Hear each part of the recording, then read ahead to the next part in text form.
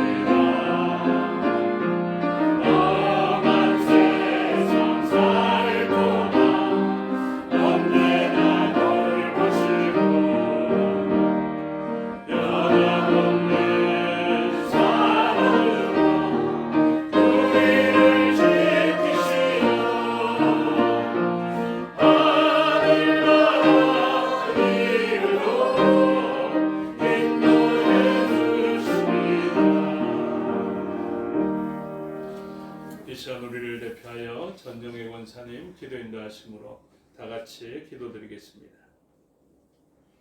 사랑의 하나님 감사하고 감사합니다. 닭이 날개 아래 알을 품듯이 우리를 늘 품어주시고 하나님 아버지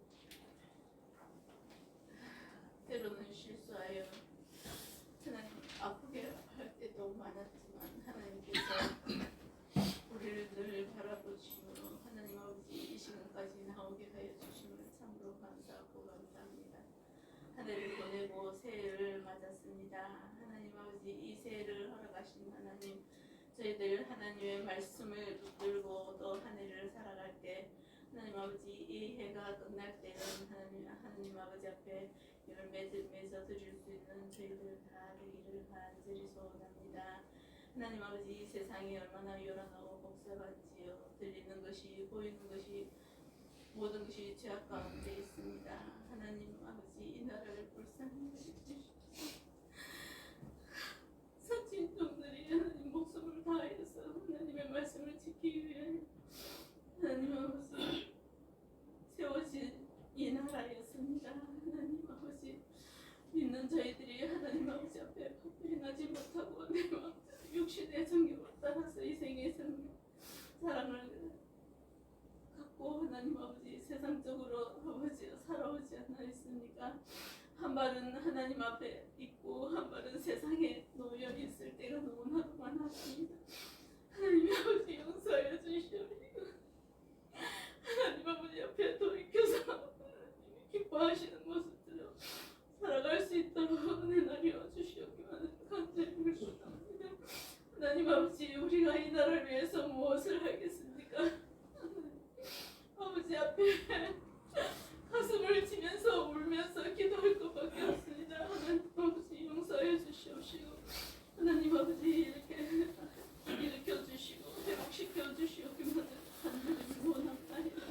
서로 하나 되게 하여 주시옵소서. 하나님을 두려워하는 이 나라가 되기를 간절히 원하고 온 백성이 하나님 아버지 앞에 다 나올 수 있게 하여 주시옵기만 간절히 빌고 원합니다.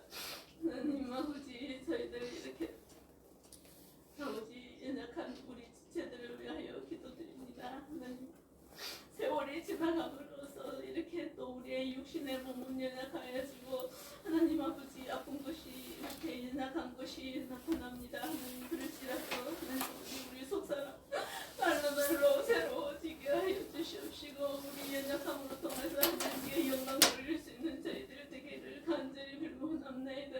이 녹록지않은 세상에서 하나님 아버지 말씀 붙들지 않고는 우리는 살 수가 없습니다. 하나님 아버지 순간순간으로 하나님 아버지 어려운 일을 만날 때 하나님 두려워하지 않게 하여 주시고 하나님의 말씀으로 하나님 위로받고 힘을 얻어서 살아나갈 수 있는 저희들 되기를 간절히 빌고 남나이다. 하나님 아버지 우리에게 주신 소명이 있지 않습니까? 너희는 땅끝까지 이르러 내 증인이 되라고 하였사오니 우리는 하나님 아버지 어디를 가든지 무엇을 하든지 증인된 삶을 살 수 있게 하여 주시옵기만을 간절히 빌고 원합나이다. 우리 현으로부터 눈을 이르기까지 주여 하나님 아버지 온 성도님들 돌아와 주시옵소서. 은혜는 나갈 때 하나님 아버지 붙들어 주시옵시고 아버지 그곳으로 통하여서 더욱더 하나님께 나아갈 수 있게 하여 주시옵기만을 간절히 빌고 원합나이다.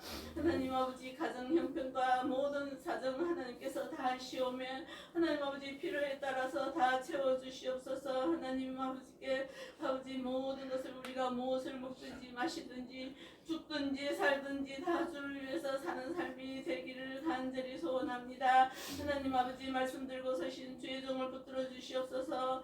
조금도 피곤치 않게 하여 주시고 하나님의 말씀을 들고 서실 때마다 능력으로 입혀 주시옵기만을 간절히 빌고 원합나이다. 하나님이 우리에게 주시는 말씀인 줄 알고 우리 마음판에 새기게 하여 주시옵소서.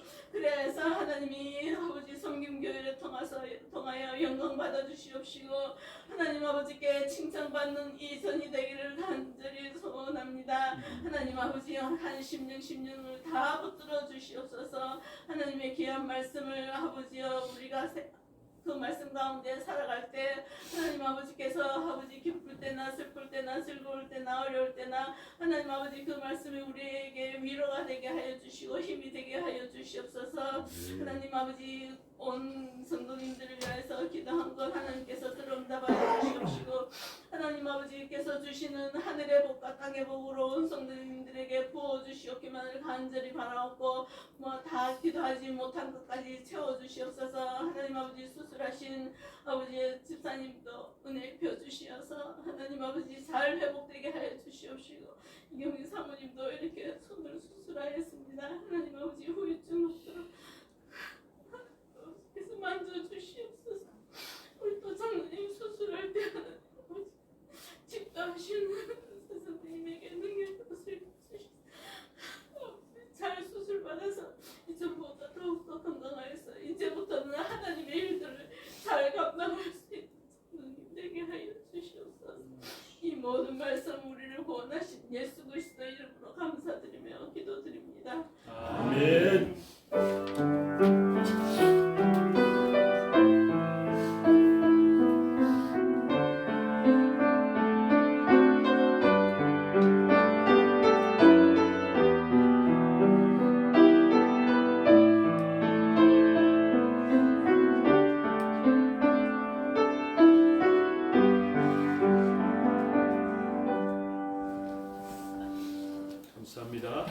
말씀 보시겠습니다. 하나님 말씀 여호수아 8장입니다. 구약 성경 331페이지 정도에 있습니다. 8장 18절에서 35절의 말씀을 교독하겠습니다. 여호와께서 여호수아에게 이르시되 내 손에 잡은 단창을 들어 아이를 가리키라. 내가 이 성읍을 내 손에 넘겨주리라. 여호수아가 그의 손에 잡은 단창을 들어 그 성읍을 가리키니 그의 손을 드는 순간에 복병이 그들의 자리에서 일어나 성으로 달려 들어가서 점령하고 또 성읍에 불을 놓았더라. 아이 사람이 뒤를 돌아본즉 그 성읍의 연기가 하늘에 닿은 것이 보이니 이 길로도 저 길로도 도망할 수 없이 되었고 광야로 도망하던 이스라엘 백성은 그 추격하던 자에게로 돌아섰더라. 여호수아와 온 이스라엘이 그 복병이 성읍을 점령함과 성읍의 연기가 오름을 보고 다시 우리가 아이 사람들을 쳐 죽이고 복병도 성읍에서 나와 그들을 치매 그들이 이스라엘 중간에 든지라. 어떤 사람들은 이곳에서 어떤 사람들은 저쪽에서 쳐 죽여서 한 사람도 남거나 도망하지 못하게 하였고 아니면 사자가 여호수아 앞으로 끌어왔더라. 이스라엘이 자기들을 광야로 추격하던 모든 아이 주민을 들에서 죽이되 그들을 다 칼날에 엎드려지게 하여 진멸하기를 마치고 온 이스라엘의 아이로 돌아와서 칼날로 죽이매 그날에 엎드러진 아이 사람들은 남녀가 모두 12,000명이라. 아이 주민들을 진멸하여 바치기까지 여호수아가 단창을 잡아 든 손을 거두지 아니하였고 여호와께서 여호수아에게 명령하신 대로 이스라엘이 통치하였더라.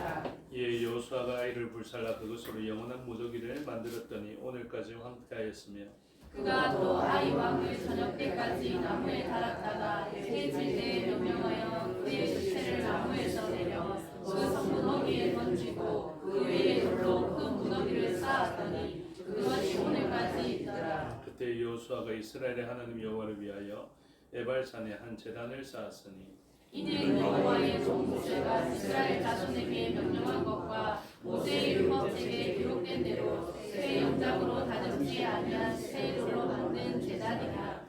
우리가 여호와께 번제물과 화목제물을 그 위에 드렸으며 여호수아가 거기서 모세가 기록한 율법을 이스라엘 자손의 목전에서 그 돌에 기록하며 온 이스라엘과 그 장로들과 관리들과 재판장들과 모토인뿐 아니라 이방인까지 여호와의 언약궤를 맨 레위 사람 제사장들 앞에서 그 자위에 서되 절반을 두기심 산 앞에 절반을 에발산 앞에 섰으니 이는 전에 여호와의 종 모세가 이스라엘 백성에게 축복하라고 명령한 대로 함이라. 그 후에 여호수아가 율법책에 기록된 모든 것대로 축복과 저주하는 율법의 모든 말씀을 낭독하였으니 모세가 명령한 것은 여호수아가 이스라엘 온 대중과 여자들과 아이와 그들 중에 동행하는 거류민들 앞에서 낭독하지 아니한 말이 하나도 없었더라.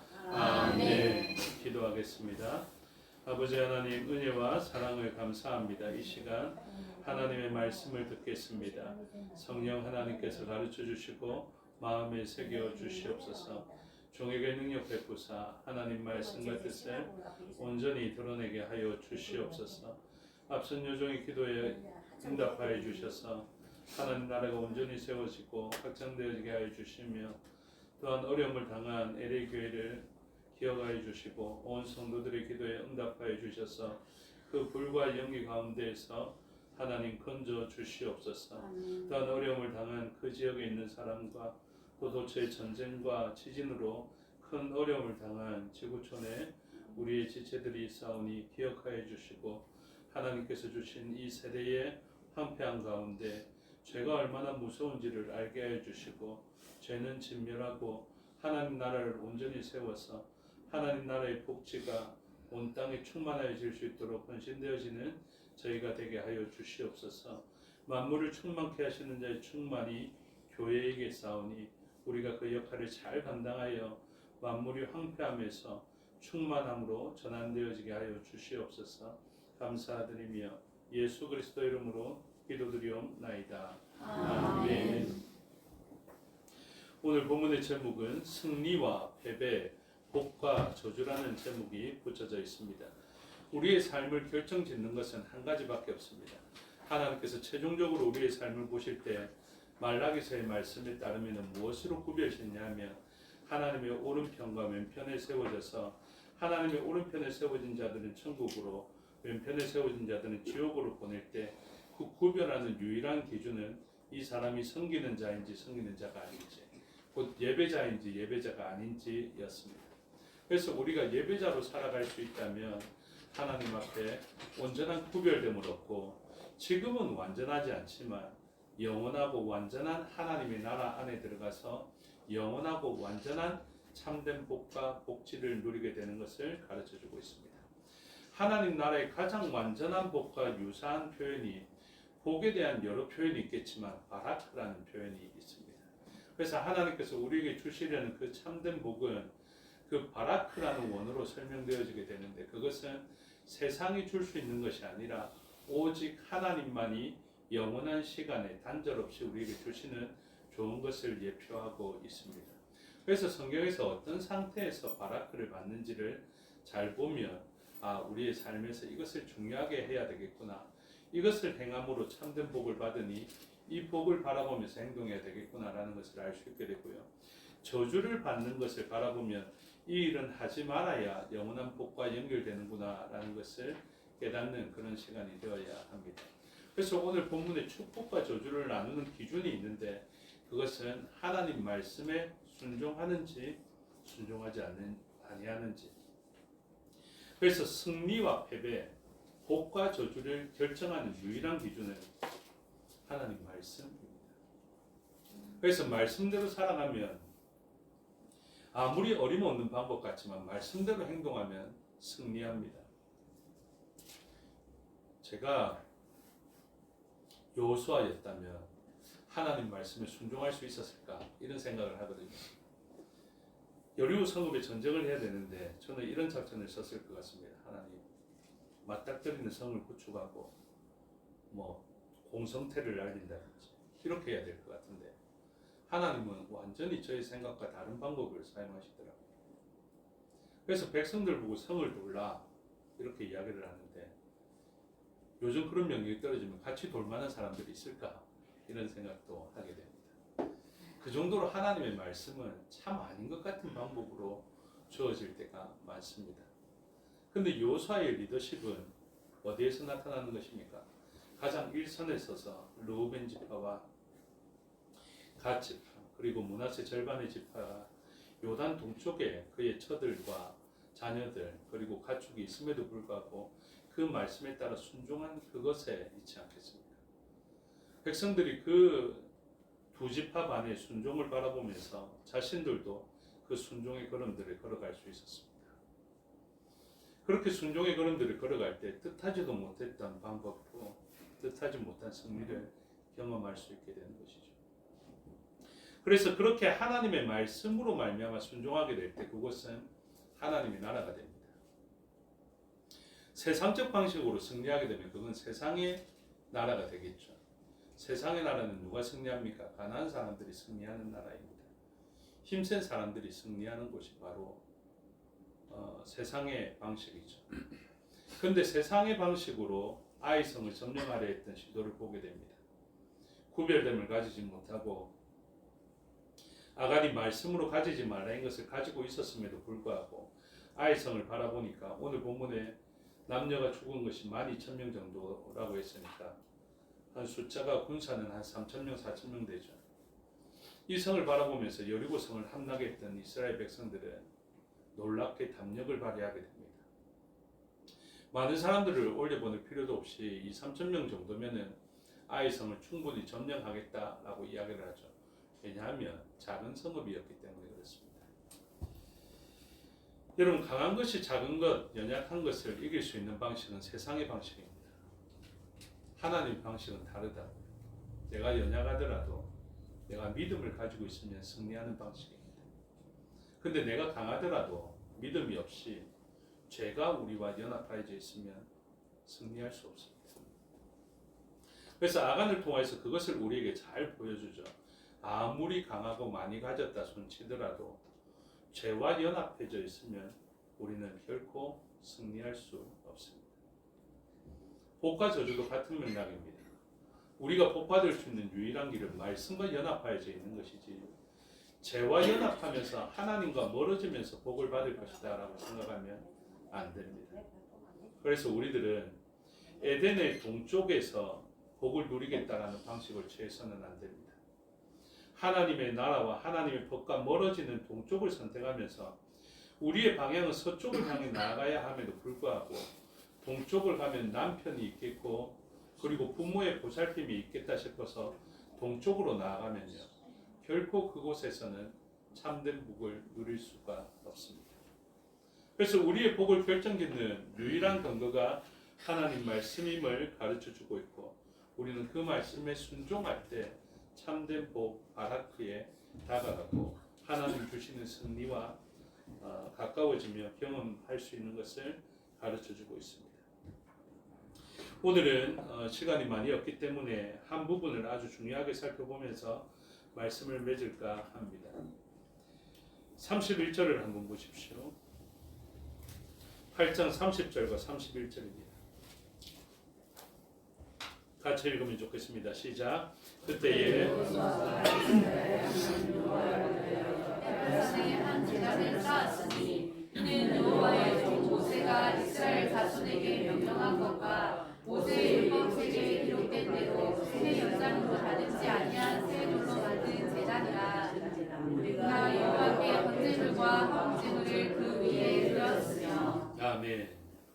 이것이 가장 강력한 승리의 방식이고, 그리고 승리를 유지하는 방식이고, 복을 받는 방법이며 복을 유지하는 방법인 것을 가르쳐주고 있습니다. 무엇입니까? 하나님 앞에 제단을 쌓는 것입니다. 하나님께서 주시는 승리, 그리고 하나님께서 주시는 복, 이제 아이성까지 점령하고 이전의 여리고와는 달리 그 안에 있는 탈취물들을 다 가질 수 있고 전리품까지 다 가졌을 때, 이 여호수아가 하나님 앞에서 딱 했던 이 행위가 바로 오늘날 그리스도인들이 가지게 되면 복을 받는 방법이고 승리를 받으며 유지할 수 있는 방법이다라는 것을 가르쳐주고 있습니다. 그래서 무엇하냐면 제단을 쌓았다라는 것입니다. 그리고 제단을 쌓고 31절 후반절에 보면 무리가 여호와께 번제물과 화목제물을 그 위에 드렸다라고 이야기를 합니다.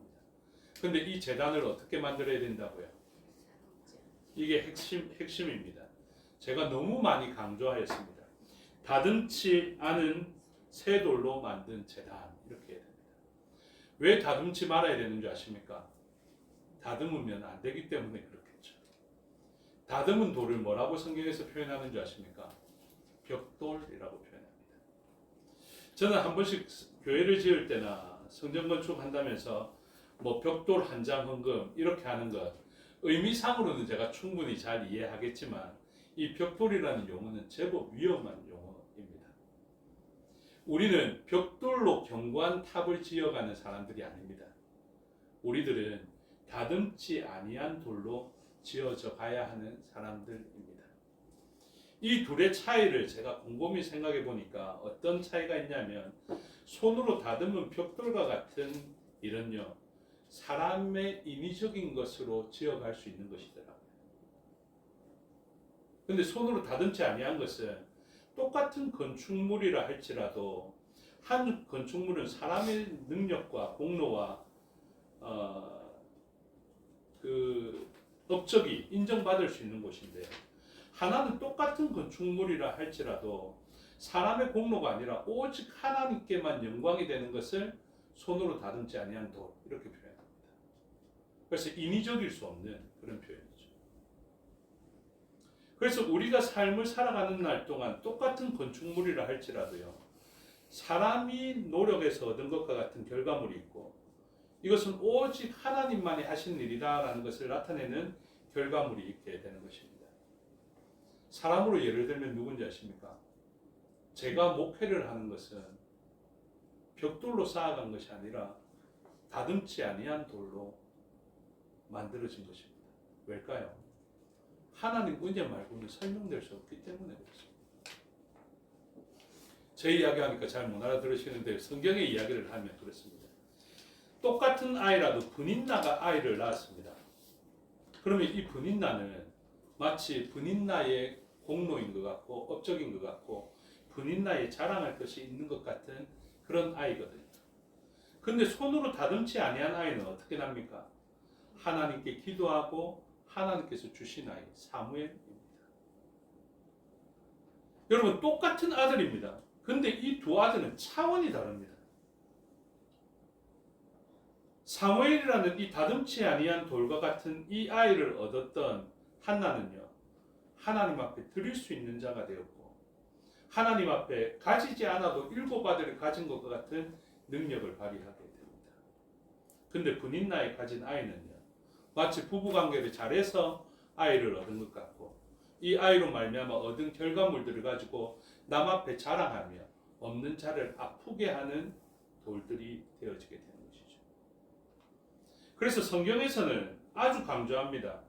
손으로 다듬지 말라, 철이나 연장으로 쪼지 말라. 오직 하나님의 능력에 의해서만 세워지는 제단이 되어져야 한다. 성전도 마찬가지입니다. 사람의 공로나 능력이나 업적으로 세워지는 그런 건축물이 아니라 오직 하나님의 은혜만을 드러낼 수 있는, 마치 사무엘처럼 하나님이 주신 것입니다라고 100% 고백할 수 있는 그런 교회와 건축물이 되어야 합니다. 아브라함에게 있어서 이삭이 그러했습니다. 이삭은 이스마엘처럼 마지막 힘을 짜내어서 날 수 있는 그런 아들이 아닙니다. 여자의 경수가 끊어졌을 때, 남자의 능력이 끊어졌을 때 하나님 아니면 설명할 수 없는 아들이 이삭입니다. 이삭과 이스마엘은 차원이 다른 아이입니다. 우리의 신앙생활도 그래야 됩니다. 성경교회도 그러해야 됩니다. 하나님 은혜 말고는 설명할 수 없는 그런 은혜가 바로 교회가 되어야 하는 것입니다. 그래서 하나님의 백성들이 지금 가나안 땅에 들어가서 승리했을 때도 마찬가지입니다. 여리고 성의 함락은 하나님 말고는 설명할 수 없는, 아이 성의 탈환도 마찬가지입니다. 하나님 말고는 설명할 수 없는 것이 되어야 돼요. 그 백성들이 적과 꿀이 흐르는 가나안 땅에 사는 것도 마찬가지입니다. 자신들의 강함으로, 능력으로, 공로로 그것을 취하는 것이 아니라 하나님이 아니면 설명할 수 없는 방법으로 살아가는 것이 하나님의 백성들이 가나안 땅에서 살아가는 방법입니다. 오늘 저와 여러분들의 삶을 설명할 때 말입니다. 하나님 말고는 설명이 안 되어야 됩니다. 오늘 저와 여러분들이 사명을 감당하는 직분을 가지고 있을 때 하나님 말고는 설명이 안 돼야 됩니다. 오늘 우리들에게 일어나는 삶의 현장 속에서 무엇이 나타나야 되는 줄 아십니까? 하나님 아니면 설명이 안 되는 일들로 가득해야 합니다. 그것이 그리스도인이 세상을 살아가는 방법입니다. 그런 승리와 그런 삶의 감사와 그런 복은 어떻게 나타나느냐? 바로 이 제단을 쌓으면서 나타나게 되고 유지되는 것임을 가르쳐주고 있습니다. 그러므로 우리는 벽돌로 세상을 쌓아가야 되는 것이 아니라 하나님께서 주신 다듬지 아니한 새 돌로 제단을 만들어야 하는 것입니다. 오직 하나님의 은혜로 만들어지는 것. 그래서 엘리야의 제단 때 제가 충분히 설명드렸지만 이 12개의 돌을 쌓고요, 무너진 제단을 수축하고 그 위에 물을 뿌리고 그 위에 불을 내려서 물과 성령으로 거듭나게 되는 새로운 제단돌인 것을 말씀해 드렸습니다. 그래서 다듬지 아니한 이 새 돌로 만드는 이 제단은 우리의 삶의 자리에서 예배의 자리인데 아주 중요한 것을 가르쳐주고 있습니다. 왜 다듬지 아니한 돌로 만들어야 했느냐? 그것은 하나님의 말씀에 순종한 것인데요. 잘 기억하십시오. 구약에서 계속 설명하고 있는데 손으로 다듬지 아니한 이 돌 위에는 항상 번제물과 화목제물이 뿌려집니다. 항상 물이 뿌려지든지 불이 뿌려지든지 기름이 뿌려지든지 이렇게 됩니다. 그래서 물과 성령은 어떻다고요? 예수 그리스도의 피 그리고 성령 하나님의 기름 부음이라고 말씀을 드렸습니다. 그리고 이 인위적인 것은 바벨의 정신으로 세워지는 것이라 말씀을 드렸죠. 그래서 하나님 법으로 세워가는 건축물은 다듬지 아니한 제단돌인데 하나님을 대적하면서 세워가는 건축물은 벽돌로 세워져 가는 것을 말씀해 드렸습니다. 한번 참고로 창세기 11장 한번 보시죠. 창세기 11장 3절을 보시면 하나님을 대적하는 바벨탑이 어떻게 만들어지는지 분명하게 설명하고 있습니다. 서로 말하되 자 벽돌을 만들어 견고히 굽자 하고 이에 벽돌로 돌을 대신하여 역청으로 진흙을 대신하고 이렇게 표현하고 있습니다. 그러면서 뭐라고 말합니까? 또 말하되 자 성읍과 탑을 건설하여 그 탑 꼭대기를 하늘에 닿게 하여 우리 이름을 내고 온 지면에 흩어짐을 면하자 하였더니 그래서 이 바벨탑을 쌓은 사람들의 목적은 어디냐면 하나님 말씀에 대항하고 그리고 하나님의 뜻에 대항하며 자기의 이름을 내는 것에 있습니다. 근데 이 손으로 다듬지 아니한 돌은 무엇에 있습니까? 하나님의 이름을 드러내는데 하나님의 능력을 드러내는데 내가 얻은 건축물 이 사무엘은 하나님께서 나에게 주신 것을 드러낼 때 하나님의 이름을 높였다 이렇게 표현합니다. 그러면 왜 이렇게 다듬지 아니한 돌로 지어야 하는지 하나님 말씀으로 확증하겠습니다. 신명기 27장으로 가십시오. 27장 5절 신명기 27장 5절부터 찾으신 분은 7절까지 읽으면 좋겠습니다. 시작. 또 거기서 내 하나님 여호와를 위하여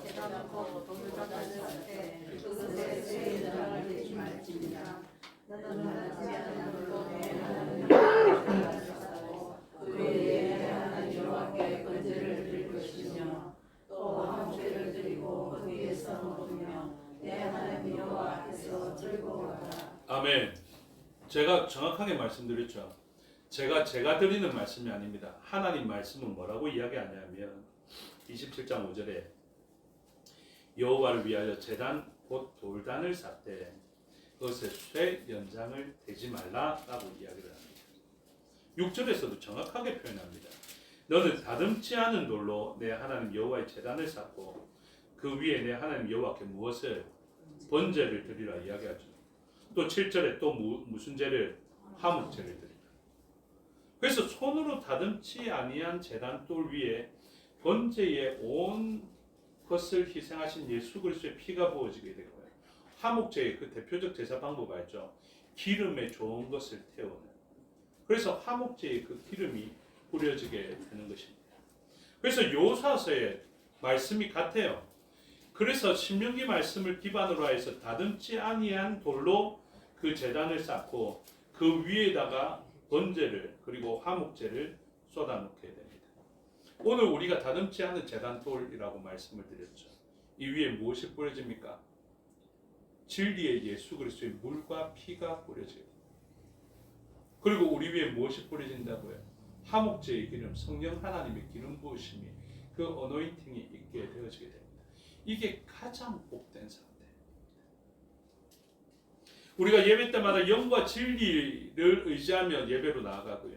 또한 예배 시간에 영과 진리가 부어지는 번제의 제물과 화목제의 제물의 그 온전한 헌신과 기름 부음이 바로 이러한 예배의 시간에 나타나게 되는 것입니다. 이뿐만이 아닙니다. 출애굽기 20장 십계명을 설명하는 아주 중요한 본문에서 출애굽기 20장으로 가십시오. 20장 24절과 25절 출애굽기 20장 24절과 25절을 읽겠습니다. 시작. 또 화목 내게 토단을 쌓고 그 위에 내 양과 소로 내 번제와 화목제를 드리라. 내가 내 이름을 기념하게 하는 모든 곳에서 내게 임하여 복을 주리라. 네가 내게 돌로 제단을 쌓거든 다듬은 돌로 쌓지 말라. 내가 정으로 그것을 쪼면 부정하게 함이니라. 아멘. 그래서 어떻다고요? 인위적이지 않은 오직 하나님의 능력만을 의지하는 승리의 방식. 예배라는 방식을 통해서 여러분 우리는 세상과 맞닥뜨려서 세상과 육적인 전쟁을 하면서 승리하는 존재들이 아닙니다. 그리스도인들의 승리의 방법은 예배여야 하는 것을 가르쳐주고 있습니다. 그래서 우리는 말도 아니다. 나가서 전쟁을 치러야 되지 이렇게 생각하지만 아닙니다. 우리의 방식은 걷는 것과 하나님 말씀에 순종하는 것, 하나님 주신 승리의 방식이 나는 이해가 되지 않더라도 이 방식을 믿음으로 유지하게 될 때 이것은 복이 되는 것입니다. 오늘 예배가 우리에게 능력이 되고 복이 되는 것을 믿으시기 바랍니다. 이것을 믿어야 합니다. 예배가 얼마나 복된지, 예배의 능력이 얼마나 대단한지를 알아야 합니다. 그래서 뭐 한다고요? 번제와 화목제를 또 드리라 이렇게 이야기를 하잖아요. 그래서 영과 진리로 예배드리는 것이 얼마나 복된지를 가르쳐주고 이제 거기에서는 뭐합니까? 내 이름을 내 자가 아닙니다. 하나님 여호와의 이름을 기념하게 하는 모든 곳에서 내게 임하여 복을 주리라. 복은 이렇게 받는 것입니다. 자기 이름을 드러내면 하나님 제 건축물 봤습니까? 바벨탑 이 정도로 쌓았어요. 하나님 이렇게 하면서 복 받는 게 아닙니다. 하나님 제 공로 제 업적 아시죠? 제가 얼마나 수고했는지 헌신했는지 봉사했는지 아시죠? 이렇게 해서 복 받는 게 아닙니다. 모든 영광은 한나에게 사무엘을 허락해 주신 분이 하나님인 줄을 인정해야 되는 것처럼 오늘 내가 나된 것은 오직 주의 은혜다라는 것을 고백할 때 하나님의 이름을 기념하는 곳에서 하나님께서 우리에게 복을 주시는 것입니다. 누가 여기에 영광을 가르칩니까? 사람에게 칭찬받는 것으로 하나님께서 주실 상급을 가로막히게 하지 마십시오. 사람 앞에 나를 드러내므로 하나님이 높여주실 그 일을 가로막히지 마십시오. 오직 우리가 해야 될 일은 여호수아가 하는 일과 같이 다듬지 아니한 새 돌로 만든 이 제단을 통하여서 우리의 모든 삶의 영역에 하나님께 예배하는 자로 감사하고 영광 올려드리고 찬송함을 통하여서 나의 이름은 죽어가고요. 오직 하나님의 이름만을 높이는 삶을 살게 될 때 그 삶은 진정한 승리와 진정한 복으로 경험되어지며 유지되어지고 앞으로도 도래할 참된 승리와 복이다라는 것을 기억하시고 오늘도 삶의 자리에서 때로는 기쁨의 승리의 순간과 복을 받는 순간에도 그것을 유지하고 잘 또 앞으로 도래할 수 있는 승리와 복이 될 수 있도록 하나님 앞에 다듬지 아니한 제단돌로서 영과 진리에 감사할 뿐만 아니라 영과 진리가 충만하게 부어지는 예배자로 있게 되는 삶을 가장 우선순위로 두는 저와 여러분이 되시기를 주님의 이름으로 축복합니다. 기도하겠습니다. 아버지 하나님 은혜와 사랑을 감사합니다. 무너진 제단이었지만 우리를 다시 세워주시니 감사합니다. 우리는 사망 권세에 엉둘려 죽을 수밖에 없는 저희들이었사오나 우리를 물과 성령으로 영과 진리로 새롭게 하여 주심을 통하여서 하나님께서 무너진 제단을 다시 세운 제단이 되었습니다. 우리에게 부어주신 이 승리와 그리고 복의 능력이 유지되며 다시 도래할 수 있도록 우리를 믿음의 사람으로 세워주시옵고 사람의 이름을 나타내는 것이 아니라 오직 하나님의 이름과 능력을 나타내는 저의 삶이 될 수 있도록 도와주시옵소서. 감사드리며 예수 그리스도 이름으로 기도드리옵나이다. 아멘. 찬송하겠습니다. 204장 찬양드리겠습니다.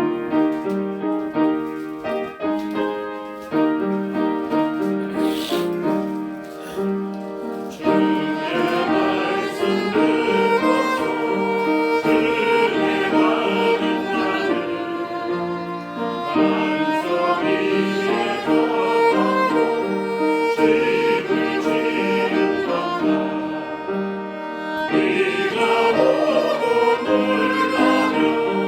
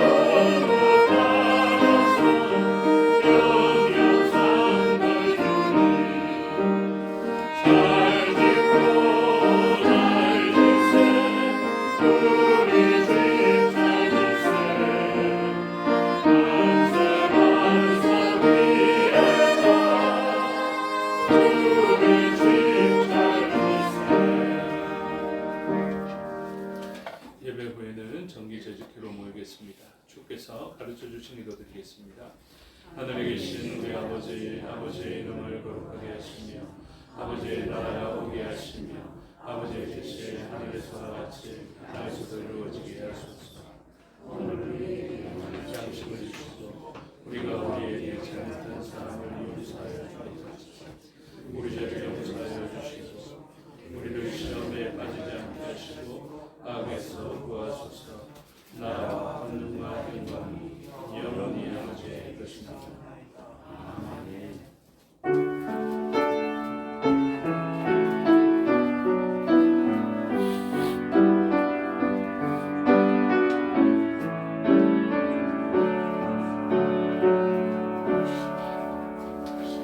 감사합니다. 주일 오후 예배 순서를 마치겠습니다. 신앙도 마칩니다. 경망하십시오.